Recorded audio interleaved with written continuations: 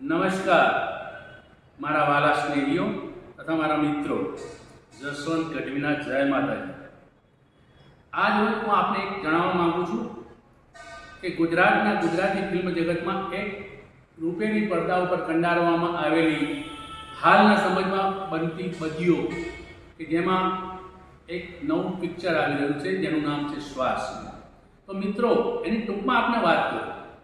આ શ્વાસ પિક્ચરમાં એક સામાન્ય રિક્ષા ડ્રાઈવર જેની 4 વર્ષની દીકરી જેનું થાય છે અપહરણ થયા પછી થાય છે સમાજમાં શોષણનો દોર, પરિવારની વ્યથા અને પોલીસ તપાસની દોર શરૂ થતા અને મારે એક તમને કહેવાનું કે એમાં મેં પોલીસ ઇન્સ્પેક્ટર દાવડાનો રોલ કર્યો છે।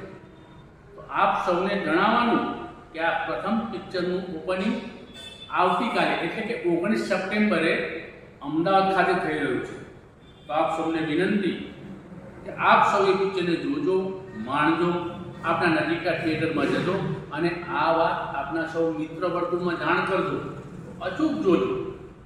સત્ય ઘટના ઉપર આધારિત પિક્ચર શ્વાસ। નમસ્તે।